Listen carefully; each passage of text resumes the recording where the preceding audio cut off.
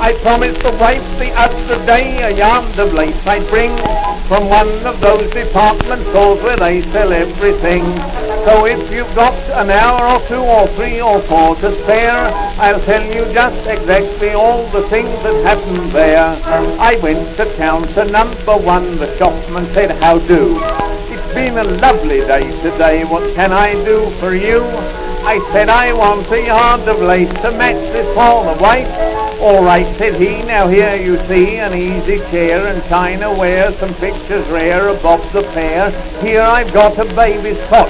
It's made for one but holds a lot. I think you'll find it meets the case. But if you're only wanting lace, the other department, if you please, straight on and up the stairs." So up the stairs I went at once. The shopman said, "How do? It's been a lovely day today. What can I do for you?" I said, "I want a yard of lace to match this for the wife." "All right," said he, "now here you see some marmalade of every shade, a lovely cheese that walks with ease, creates a breeze and warbles glees. We've ham and lamb and pots of jam and potted meat from Uncle Sam and pickled pork that's learnt to talk and eggs, God bless the Duke of York. But if it's lace you come to get, you'll have to travel higher yet. The other department, if you please, straight on and up the stairs." So up the stairs I went again. The shopman said, "How do? It's been a lovely day today. What can I do for you?" I said, "I want a yard of lace to match this for the wife." "All right," said he, "now here you see some ladies' socks with fancy clocks. They're simply prime, they never time.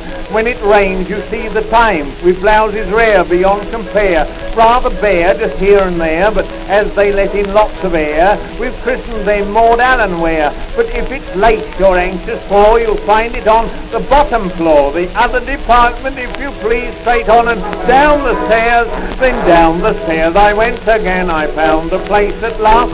The shopman murmured, "What's to you?" My heart was beating fast. I said, "I want a yard of lace to match this for the wife. I've never had a search like this before in all my life."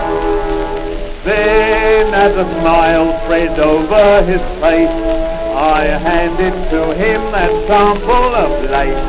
"I want a yard like that, sir," I cried, but he with clarion voice replied, "I'm sorry, sir, to put you about, but that kind of lace, sir, I've just sold out. I've just sold out. I've just sold out. I've just sold out."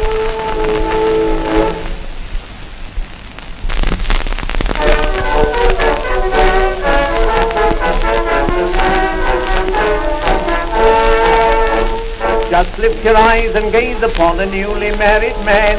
The story of our wedding I will tell you if I can. The reason why we've never wed before and made a splash. Eliza, she's been out of work and couldn't spare the cash. At last we had a bit of luck.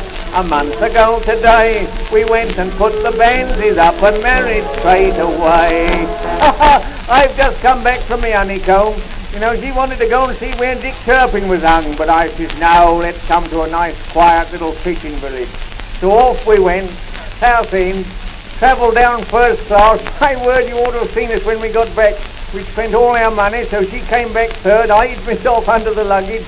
But you know how we came to get married was like this. One morning I was sitting in the employment bureau when Liza rushed in and she says, "Cuthbert," of course that's my non-diplom, you know, she said, "Auntie Polly's died intestate." I says, "Where?" She says, "Intestate." I said, "I thought she lived in Bermondsey." "No, you fool," says she. "Intestate means she's made no will, so I get her money, being a next of kin." Well, I said, "In that case we'll be broke." So I says, "What about the bands?" "Oh," she says, "we can't afford no bands. We'll have to have a mouth organ." Oh, her ignorance. Well, the morning came round. All the married men brought their trouble. The single ones brought their fiascos. And Liza, oh my word, she had a dress made out of, let me see, oh I know, crepe de shin of beef, and her hair done with a transportation, and the presents. Mrs. Brown sent a necklace decked with sapphires and Smiths. Well, then off we went, got outside the church, and my word, the crowd. One of them threw horse's shoe. Liza said that was a sign of luck. Well, it must have been. It hit Liza's mother on the back of the head. And then they'd got an organ outside playing Billy Muggins, and the parson, he was a nice old chap.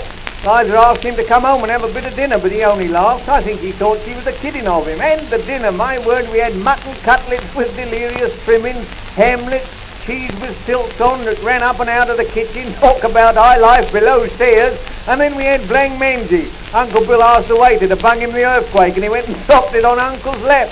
So the waiter said, "Would you like a serviette?" Uncle says, "No thanks, I don't like them French dishes." Oh, he is ignorant. It did make the waiter laugh, so he turned round all of a sudden and knocked the peas off my knife, and while I was under the table picking them up, everybody got up and wished us many happy returns of the day. And the morning I got married to Eliza, everyone was happy as could be. Everyone was gay, singing all the day. Oh, we were a lively company, I tell ya. Oh, it was a regular surprise. Talk about the aristocracy. They were fairly in the shade with the lovely show we made at the wedding of Liza and me.